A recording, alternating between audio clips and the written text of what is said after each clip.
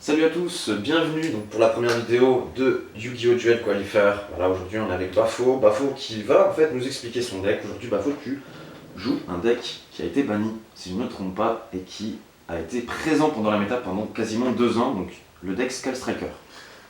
Donc dis-nous voilà, ton deck, comment tu le joues, ce que tu fais comme loop, tout ça. Voilà, explique-nous ton deck. Ouais, de toute façon, il n'y a pas de secret, hein. Engage a été banni, la meilleure carte pour moi de Yugi. Donc, du coup, on se posait des questions voilà, du deck, est-ce que du coup ce sera toujours consistant? Parce qu'il faut savoir que quand on avait Engage en main, eh ben, on avait tout le deck en main. Non, c'est concrètement sûr. Et voilà, donc le but c'est de trouver un nouveau moteur en fait, dans le deck pour qu'il puisse du coup tourner et s'adapter rapidement en fait, aux situations adverses. Donc voilà, donc j'ai essayé de monter un petit truc. Voilà, parfois ça manque de stabilité, mais globalement ça tourne assez bien. Voilà, j'ai quand même à jouer, à faire des boards assez intéressants et surtout à tempo, voilà, à tempo pas mal l'adversaire. Donc écoute, voilà, hein, si tu veux. On est vraiment passé sur. On est resté dans les mêmes bases de deck, donc des decks contrôle toujours. Un deck contrôle. Ça reste que du contrôle. T'orientes plus aujourd'hui sur un deck Go First, Go Second. Alors moi du coup je pars sur un deck qui va être Go Second principalement. Parce que je pense que c'est plus facile avec SS de sortir justement et que surtout parce que Hayate va être très importante. C'est elle qui va commencer. T'as engage en 2 temps, on va dire. C'est ça. Elle va commencer un petit peu à vider le deck, à chercher des cartes qui vont être intéressantes. Bien sûr. Donc voilà, et pour pouvoir proc Hayate, il faut que je puisse attaquer et que je puisse combattre. Donc rien que pour ça, comme c'est Go Second aujourd'hui, SS c'est une mini condition. Mais bien sûr, on peut commencer Go First en mettant une Shizuku, 3 magies au cimetière, un Eagle Boost pour savoir que le monstre il soit lock jusqu'à la fin du prochain tour et repartir.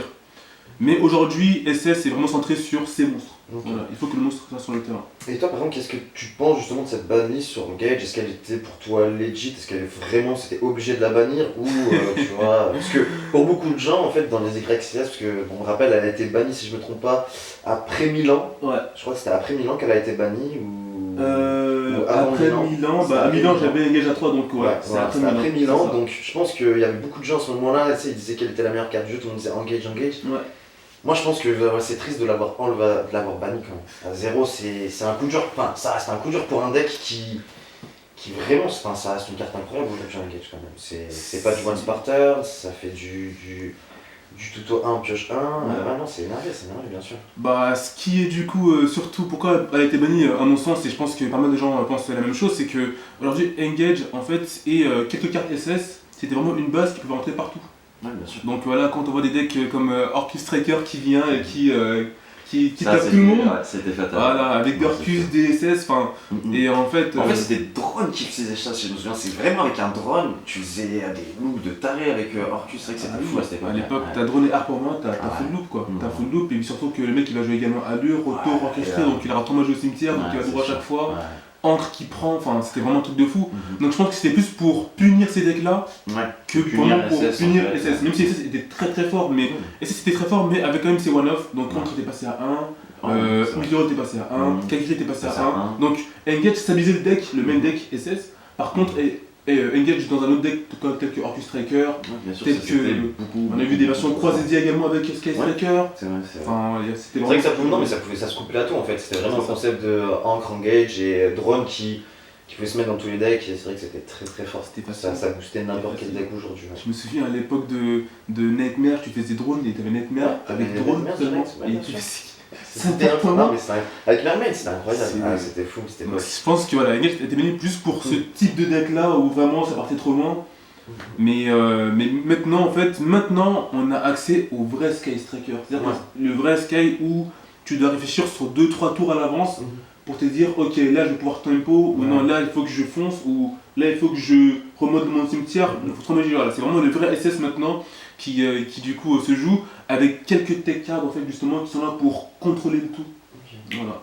Et par exemple, aujourd'hui tu as bien justement des outs qui te permettent justement de contrôler le deck, mais qui sont justement extérieurs à Sky Striker. C'est ça, carrément. Aujourd'hui, qu'est-ce que tu peux nous dire sur les cartes qui toi t'as donné envie de les mettre dans ton deck justement en main, comme out? Je pense que sûrement tu as dû mettre des Arcane Bee Only One.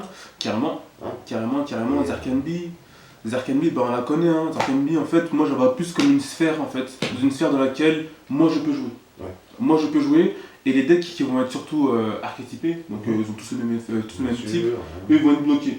Comme je vous laisserai regarder le duel qu'on a fait. On a fait donc un duel justement pour montrer aujourd'hui à quoi ressemble une loupe Sky Striker. Donc il y a un deck Magie Mousquet contre Sky Striker, et Magie Mousquet c'est un deck qui n'a que des démons. Donc moi Zarkanbi, ça m'a tué. C'est ça. Voilà. C'est un peu le ordre impérial pour certains decks. C'est ça. Donc comme ordre moi j'ai perdu, quand je fais ça contre certains decks ils ont perdu également. Non, c'est sûr. Donc ça met un contrôle, et puis voilà, moi je switch entre guerrier et entre machine et entre mes autres ligues SS. Donc moi je peux jouer avec cette carte là sans problème, sachant que je préfère même quasiment jouer avec une lock qui va être Zarkanbi avec Mystic Mine. Ouais. J'ai souvent un cassement sur le terrain, donc les deux, moi je suis vraiment tranquille, j'ai pas de end-trap à gérer, pas de effet de monstre, j'ai juste moi à faire attention à mes plays. Donc ça va être ça qui va aujourd'hui en fait vraiment imposer le contrôle dans mon deck. Après forcément c'est une trappe, hein, donc c'est sensible au PTP, c'est ça, hein. Le deck restera toujours sensible à ça je pense, donc il faut trouver des solutions en fait pour tuer plus vite. Non, bien sûr. Mais après, voilà, je pense qu'aussi il y a eu la nouvelle donc Sky Striker Rose qui arrive avec Zik, qui donc a ajouté par exemple une ouverture sur des X64. Donc la possibilité de faire par exemple des utopidou, ce genre de choses, mais c'est pas. C'est plus pour tuer que rester dans les sorts du côté comme tu joues toi, plus de bloquer ton adversaire. Là c'est plus par exemple pour tuer, mais c'est vrai qu'aujourd'hui Sky Striker a vraiment évolué par rapport à ce que c'était avant, quoi. Ouais, carrément. Alors le deck a évolué, il est clairement moins fort, parce que sans engage, clairement le deck peut être que moins fort. Par contre aujourd'hui seul on va dire entre guillemets un vrai joueur SS peut jouer SS. Il faut avoir du plaisir à jouer SS aujourd'hui, parce que forcément c'est plus un deck où le deck il est en automatique. C'est un deck que tu as connu aussi, par exemple avec 3 engage, 3 multi-héros, 3... Donc forcément aujourd'hui... Au niveau de la vision, tu sais quand même où tu vas, quoi. Tu vas pas... Plus ou moins. Le deck je le connais pas forcément, tu sais après, tout le potentiel, tout ce qui peut en ressortir. C'est ça. Après aujourd'hui il y a pas mal de versions qui existent sur SS, il y a pas mal de versions différentes. Moi je joue juste plus une version dark aujourd'hui, parce que je pense que comme Ray est un ténèbre, et que du coup je peux l'utiliser comme target pour allure, et je m'en sers comme moteur en fait du deck avec Ray, avec différents monstres dark. Voilà, je joue par exemple des kaiju. Voilà, donc quand je commence go second, un kaiju c'est toujours bien. Quand les decks qui sont très très imprenables, je joue également Fantasmé. Donc Fantasmé, sachant que Fantasmé me fait draw souvent 2, et parfois un peu plus sur les match-up, c'est toujours bon à prendre, c'est toujours bon de draw un Mystic Mine, un Nibiru, quelque chose comme ça.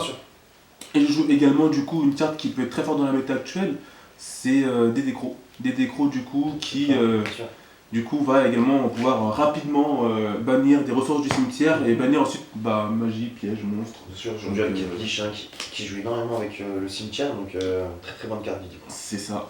Et du coup pour rajouter un peu plus de force de frappe à mon deck, j'ajoute un Diabolos. Donc Diabolos qui du coup se spé quasiment à chaque tour si générait dans la main ou au cimetière, et qui se spé et qui surtout en fait fait du -1 à l'adversaire. Donc moins dans un deck qui comme du contrôle, faire -1 c'est quand même bien pour moi. C'est quand même bien. Ça c'est une tech que j'ai piqué à un ami, il se reconnaîtra s'il regarde la vidéo. Il jouait cette version là bien avant nous tous, et aujourd'hui je pense que cette version là a beaucoup plus de sens sans engage. Bien sûr.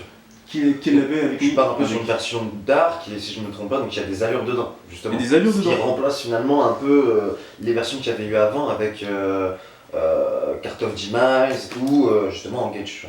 C'est vrai que ça te permet de retrouver une pioche en fait dans le deck aussi. C'est ça, en fait c'est assez polyvalent. Je vais pouvoir à la fois draw, je vais pouvoir du coup avoir des outs sur des gros monstres de l'adversaire, je vais pouvoir gérer un peu le cimetière et je vais pouvoir taper avec un gros monstre. Donc c'est très polyvalent, et à la fois en fait si ça me sert absolument à rien et que je draw une allure et que j'ai une allure en main, je peux draw des cartes. Donc je peux draw des ressources SS, je peux draw Zarkanbi, je peux draw Mystic Mine, je peux draw le terrain. Donc c'est assez polyvalent, en fait, et du coup c'est un nouveau moteur du deck, sachant que à ça en fait on peut également rajouter du coup les 3 rays en fait qui seront également des nouvelles targets. Des nouvelles targets pour elle, bien sûr. Sachant que si j'ai une raie dans le deck et une au cimetière, la deuxième raie elle sert vraiment pas trop à grand chose. Donc vraiment, ça peut.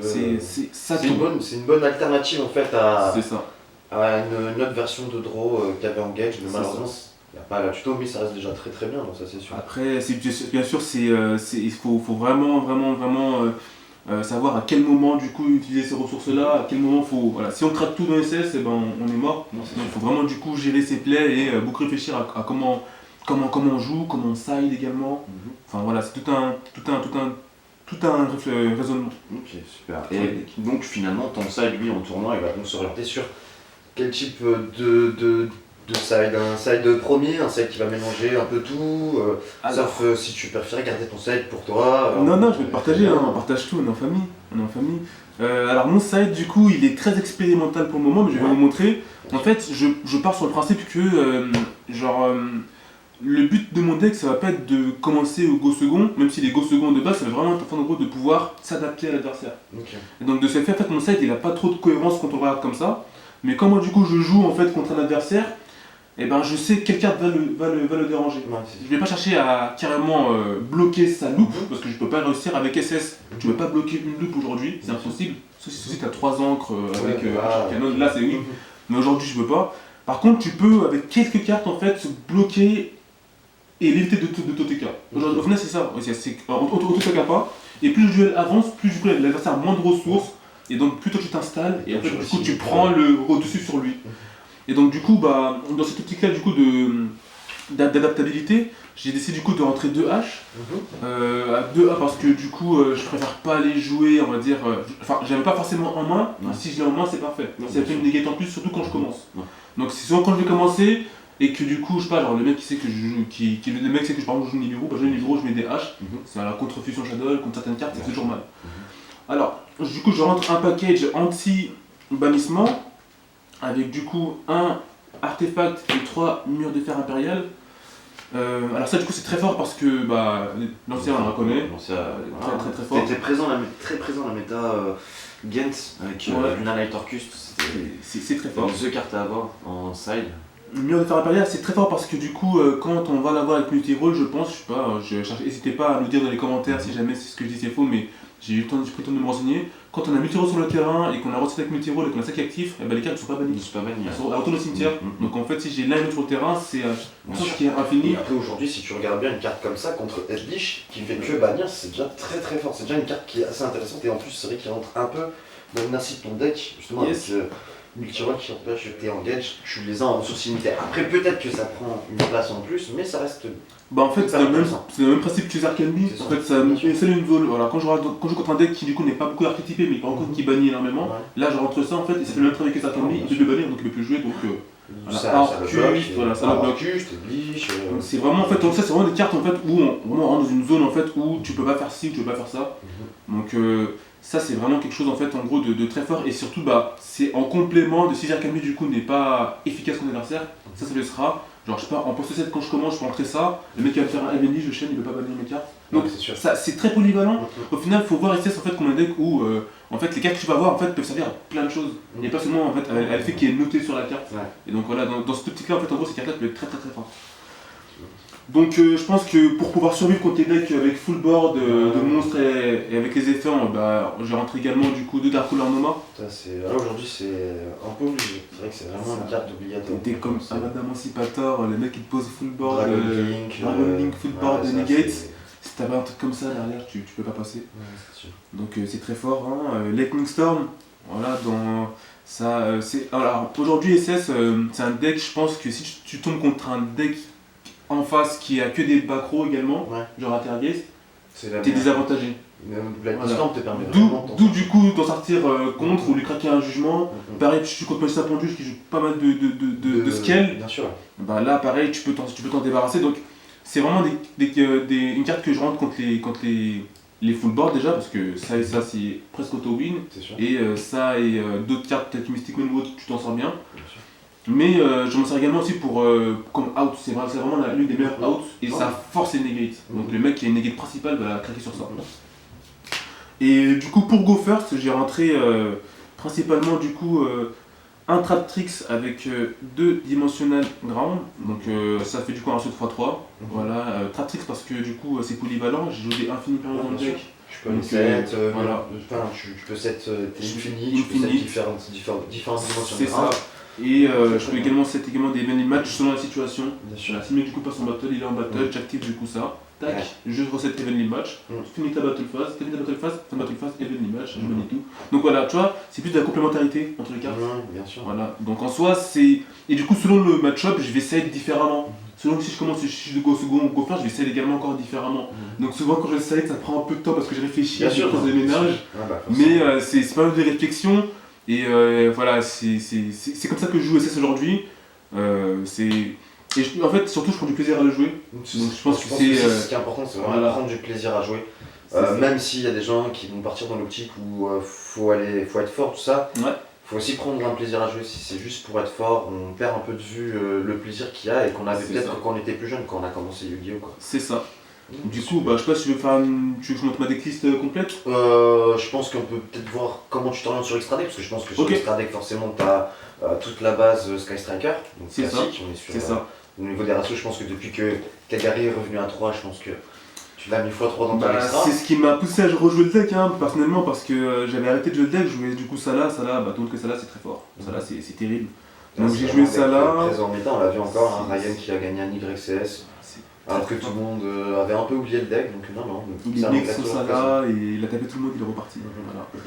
Donc moi Kagera 3, pour moi c'est la carte iconique de SS, trop forte. Et donc du coup elle est revenue, je les avais en multi, donc je les ai mis direct. Donc je pense qu'aujourd'hui SS, les links SS aujourd'hui, donc Kagari, Hayate et Shizuku, c'est x3 obligatoire. Tu peux pas, c'est vrai qu'aujourd'hui c'est compliqué de faire moins. On peut pas déroger à cette règle là, c'est x3 parce que en fait aujourd'hui SS et Lela Engage. C'est vraiment ces cartes là qui vont du coup faire tourner le deck, le récupérer, le vider, voilà, tuto, c'est vraiment ces cartes là qui vont pouvoir te permettre de jouer. Voilà. Plusieurs fois j'essaie de jouer avec 2 Hayate et honnêtement je ressens au bout d'un moment qu'il m'en manque une et donc ça force mes plays tout de suite à vouloir recycler et en fait du coup je perds en fait du temps et du coup je suis pas stable et voilà en fait du coup dès qu'on n'est pas stable le deck il part en vrille. Donc x3, ça permet du coup d'avoir tout le temps de la ressource dans l'extra deck et jamais faire ta tuto en 2 temps avec Hayate et Kagari. C'est ça, tuto en 2 temps ou sinon pareil, adaptabilité, si on voit que le mec en face il a une negate et que nous on a juste de quoi negate une fois et pas deux, on part sur Shizuku qui va tuto en une phase et du coup là on craque tout. Enfin, c'est vraiment du coup c'est vraiment de la situation. C'est vraiment du contrôle pour le coup, c'est vraiment du contrôle. Donc les Link SS x3 et bien sûr maintenant une Kaina x1 ça a toujours été le ratio habituel, c'est très fort, c'est éviter OTK et surtout au time, t'actives, tu gagnes. Ça a été très fatal, beaucoup de gens ont perdu comme ça au time. SS c'est un deck de time les gars, je suis désolé mais voilà, SS faut pas hésiter à quand tu peux Kaina gagner 100 et dire N-phase est gagné, faut pas hésiter. Donc c'est aussi le but du deck. Et un Zeke, alors Zeke du coup il apporte une nouvelle dimension au deck, déjà c'est une Link 2, donc c'est à dire que déjà pour les Link 3 et les Link 4 sont plus faciles à sortir, et surtout en fait il apporte également du coup une nouvelle versatilité, c'est à dire qu'en fait il ouvre tes possibilités en fait de play, parce qu'il bannit jusqu'à la fin du prochain tour, donc c'est à dire que il va arriver, si du coup il y a un monstre que tu n'arrives pas vraiment à passer et que du coup il faudra un tour pour le passer, tu le bannis jusqu'à la fin du prochain tour de ton adversaire, et lorsqu'il va revenir, tu auras sûrement les ressources là pour le gérer correctement. Donc moi je sers tout pour ça. Et second effet, dont je me sers un peu moins, mais dont je vais peut-être devoir me pencher un peu plus, c'est que lorsqu'il envoie une carte au cimetière, et il va gagner 1000, mais c'est 1000 indéfiniment. C'est vrai. Donc et si il tient 2, 3, 4 tours, il peut devenir très très très fort. C'est ça, exactement. Donc ça c'est pour les cartes SS, donc ça fait 1, 2, 3, 4, 5, 6, 7, 9, ça fait 11 cartes. 11 cartes, 11 cartes de Extra Deck SS. Et donc autour de ça, je joue du coup 4 cartes du coup qui je pense pour moi, pour le moment en tout cas, dans mon play actuel, je peux pas les bouger. J'ai essayé pas mal de trucs mais là je peux pas les bouger. Ça fait du coup une Ita. Alors une Ita c'est simple, c'est tant qu'il y a ça dans la méta, la Ita elle est obligatoire. Bien sûr. Même H aussi, tu as H c'est une carte qui est dans le deck. Effectivement. Tu peux même prendre une H comme ça donc carrément. Toujours un très bon choix je pense. C'est toujours un très bon choix. C'est la meilleure des possédés à chaud je pense aujourd'hui. C'est sûr. Sachant que le H c'est la trappe la plus jouée, tu vois. En fait ils ont pas encore fait, ils ont pas fait le familier possédé lumière. Le familier possédé lumière je pense que lui, genre il prendra la place de tout le monde. Après si jamais il arrive, on sait pas encore. Tu prendras quand les joues Veiler et tout, tu feras des trucs comme ça, mais ouais. Ita très bon, c'est sûr, très bon choix aujourd'hui dans un méta. Dans un méta où Salah est présent, tu peux récupérer un Sandel Wolf, tu peux tac, le mec qui fait un Phoenix, tu prends son Phoenix, tu finis que 4. Ah, Phoenix il est toujours présent, hein. Phoenix dans plein de decklists encore. Ça fait très mal. Donc une Ita, pour moi l'une des meilleures cartes en fait de l'extrême de Nostra deck c'est Ninjasu. Cette carte elle est vraiment très forte. Alors elle est un peu dure à invoquer parce qu'il faut 2 monstres Link et c'est une Link 3 donc il faut un monstre souvent le SS et une Link 2 avec Shark Cannon ou même temps avec Zeke. Mais vraiment quand sur le terrain tu peux envoyer au cimetière sans cibler. Donc pour des monstres tels que Avramax ou des trucs qui sont vraiment intouchables parce que mon deck est cible carrément. Là c'est vraiment la out, c'est surtout en fait ça va être du coup un tremplin du coup en fait comme une Turexis entre guillemets pour ça. Souvent quand je sors l'un, je sors l'autre derrière. Voilà, Link 3, hop, j'envoie au cimetière, du coup je out le terrain, et je spé du coup Ray du deck au rose, et du coup Link 4, bombe topologique. Et quand t'as bombe topologique sur le terrain et que t'as sur le terrain, je sais pas, soit Melfer Impérial, drone, Shark Cannon et multi-roll, t'as une condition, le mec il doit se bouger. Donc c'est vraiment très fort. Et du coup, derrière 4 du coup, que j'arrive pas à enlever parce que j'arrive à sortir encore, et c'est très fort, c'est épée Borel. Voilà, faut pas oublier que le but c'est de gagner, et que quand tu peux finir, et que t'as les cartes pour le faire, et que tu peux jouer même sous niveau, faut y aller, faut te carrer. Super. Donc ça c'est l'extra deck, 15 cartes. Et pour le coup, l'extra deck il est vraiment pas incroyable, hein, et tout le monde quasiment joue le même. Il faut que ça soit aussi logique dans tes plans. Pour moi, c'est très logique la façon dont tu as fait ton extra deck. Yes. Bon, super, merci Bafo. J'espère que on va refaire d'autres discussions avec d'autres joueurs. On fera d'autres duels, donc n'hésite pas, comme je vous dis, à regarder dans la description, vous allez avoir la vidéo de notre duel avec Bafo. Et donc je vous dis à plus tard. N'hésitez pas à suivre la page sur Insta également. Duel Qualifier. Salut. À plus.